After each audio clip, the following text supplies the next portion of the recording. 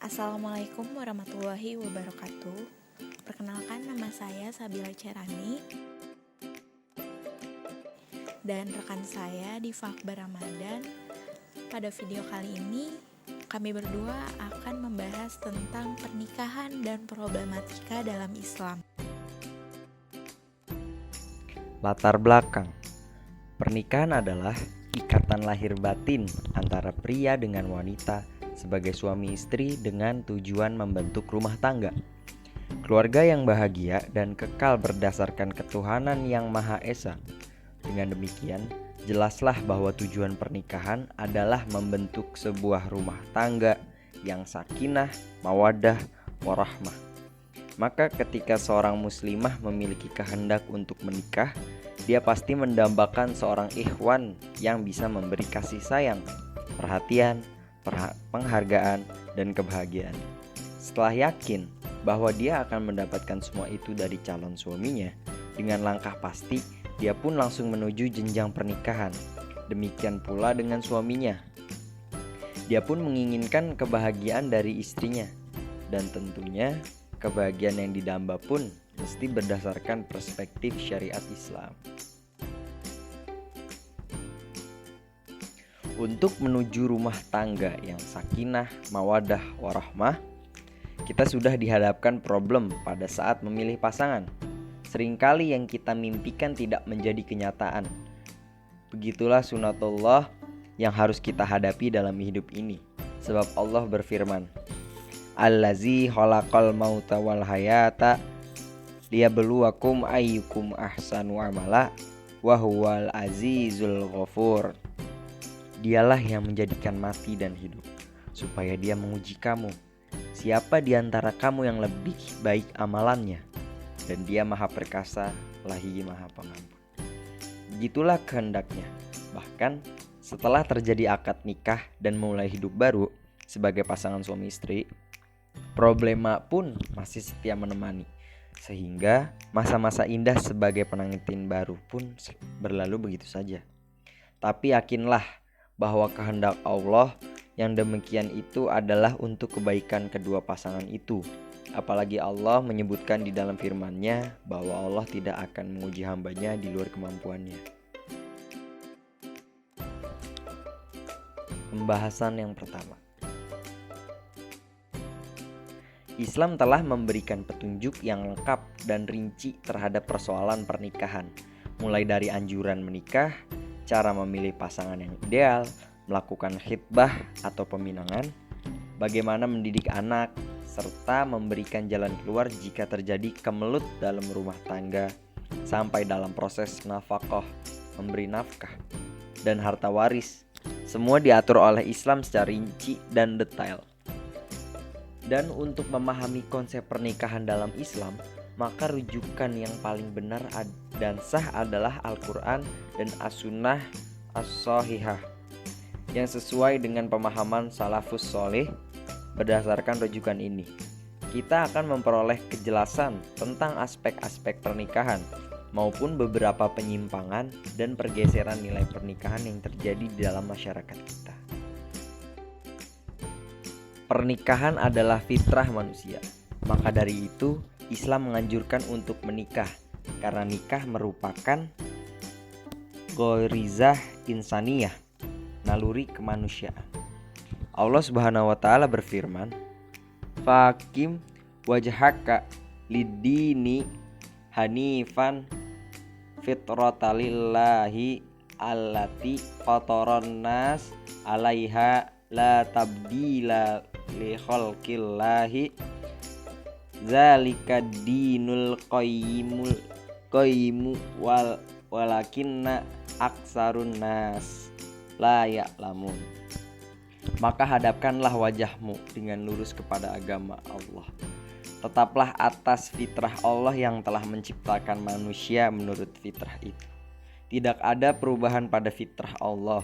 Itulah agama yang lurus, tetapi kebanyakan manusia tidak mengetahui. 2. Islam menganjurkan menikah. Penghargaan Islam terhadap ikatan pernikahan besar sekali. Allah menyebutkan sebagai ikatan yang kuat. Allah Subhanahu wa taala berfirman, "Wa kifa ta'khuzunahu wa qad afdha ba'dukum ila ba'din wa akhazna minkum mitsaqa ghaliza." Dan mereka, istri-istrimu, telah mengambil dari kamu perjanjian yang kuat, sampai-sampai ikatan itu ditetapkan sebanding dengan separuh agama. Rasulullah SAW telah bersabda, Iza tazawwajal abdu faqadistakmala nisfadin falyati killahi fima baki. Barang siapa menikah, maka ia telah melengkapi separuh dari agamanya, dan hendaklah ia bertakwa kepada Allah dalam memelihara yang separuhnya lagi. Jadi, pemuda-pemudi yang belum melakukan pernikahan, maka dapat dikatakan bahwa mereka masih separuh dalam mengamalkan agamanya, karena yang separuhnya lagi terdapat dalam ikatan tali pernikahan suami istri. Oleh sebab itu, dibutuhkan pemeliharaan diri yang ekstra ketat untuk menjaga yang separuhnya. Islam tidak menyukai membujang. Rasulullah SAW memerintahkan untuk menikah dan melarang keras kepada orang yang tidak mau menikah. Anas bin Malik rahimahullah berkata, Rasulullah SAW memerintahkan kami untuk menikah dan melarang kami membujang dengan larangan yang keras. Beliau SAW bersabda, Tazawwajul waluda fa inni mukatsiru bikumul umam. Nikahilah wanita yang subur dan penyayang, karena aku akan berbangga dengan banyaknya umatku di hadapan umat-umat. Pernah ada 3 orang sahabat datang bertanya kepada istri-istri Nabi SAW tentang peribadahan beliau SAW. Kemudian setelah diterangkan, masing-masing ingin meningkatkan ibadah mereka.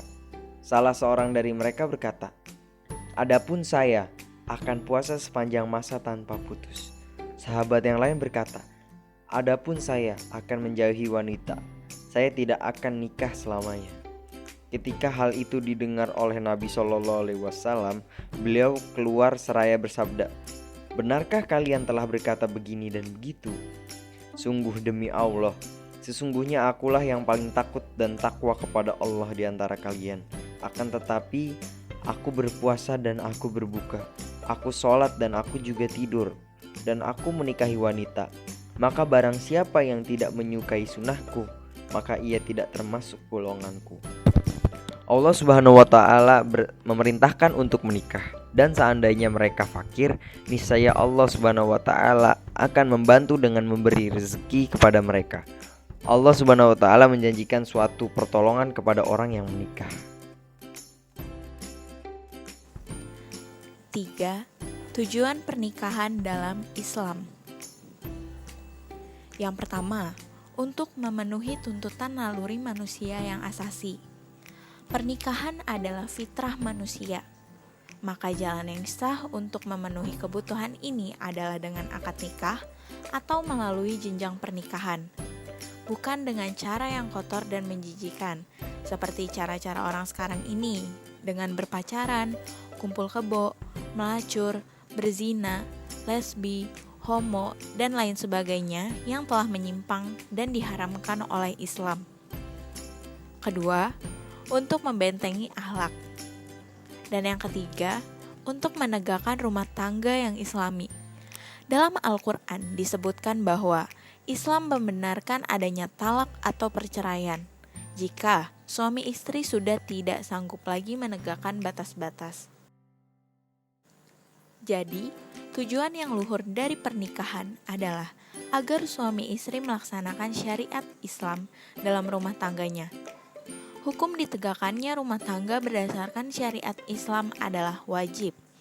Oleh karena itu, setiap muslim dan muslimah harus berusaha membina rumah tangga yang islami.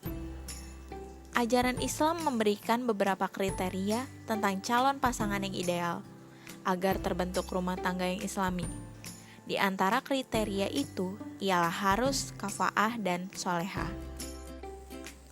Kafa'ah atau setaraf sederajat menurut Islam hanya diukur dengan kualitas iman dan takwa serta akhlak seseorang, bukan diukur dengan status sosial, keturunan, dan lain-lainnya. Hai manusia, sesungguhnya kami menciptakan kamu dari seorang laki-laki dan seorang wanita, dan menjadikan kamu berbangsa-bangsa dan bersuku-suku, supaya kamu saling kenal mengenal. Sesungguhnya, orang yang paling mulia di antara kamu di sisi Allah, ialah orang-orang yang paling bertakwa di antara kamu. Sesungguhnya, Allah Maha Mengetahui lagi Maha Mengenal. Quran Surat Al-Hujurat ayat 13.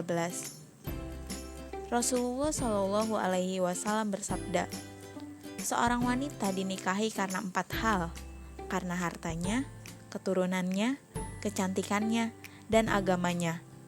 Maka, hendaklah kamu pilih wanita yang taat agamanya atau keislamannya. Niscaya kamu akan beruntung. Memilih yang solehah. Orang yang hendak menikah harus memilih wanita yang solehah. Demikian pula wanita harus memilih laki-laki yang soleh. Allah berfirman, dan wanita-wanita yang baik untuk laki-laki yang baik, dan laki-laki yang baik untuk wanita-wanita yang baik pula. 4. Solusi menghadapi problem rumah tangga sesuai ajaran Islam. Islam telah menetapkan syariat yang mengandung berbagai macam mutiara hikmah dan solusi bagi berbagai macam permasalahan dalam pernikahan, sehingga suami dan istri bisa menikmati hidup bahagia bersama, dan masing-masing merasa tenang dan tentram asal semua pihak mau merealisasikan ajaran Islam. Di antara pengarahan Islam terhadap kehidupan rumah tangga adalah sebagai berikut.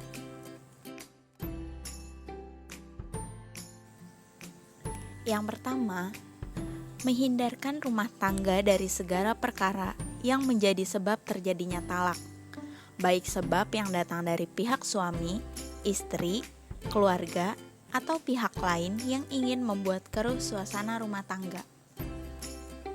2. Sebelum menikah, hendaknya berpikir dan bermusyawarah dengan orang yang ahli atau memiliki pengalaman.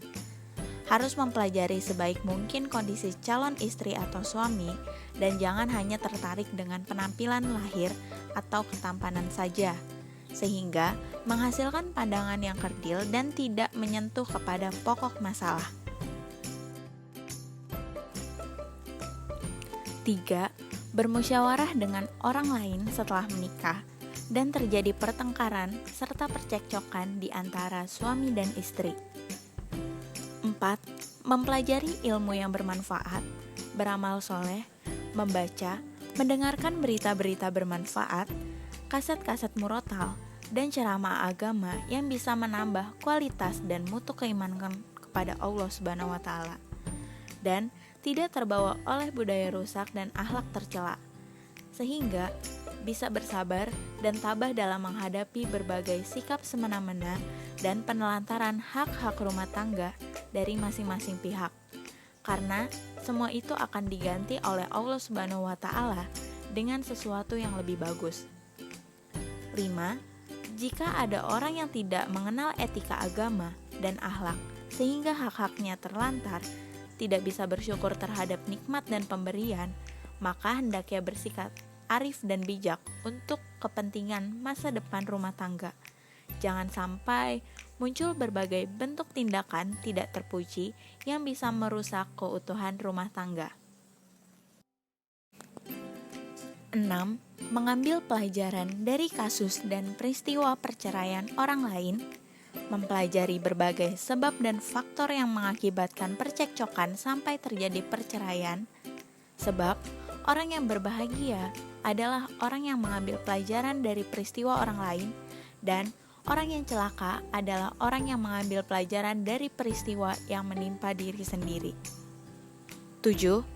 Bersikap lapang dada untuk menerima kekurangan dan kelemahan masing-masing, serta berusaha menumbuhkan rasa kasih sayang dan sikap pemaaf, dan semua pihak yang dimintai maaf hendaklah segera memberikan maaf, agar hati kembali bercahaya dan bersih dari perasaan jengkel, kesal, dan dengki.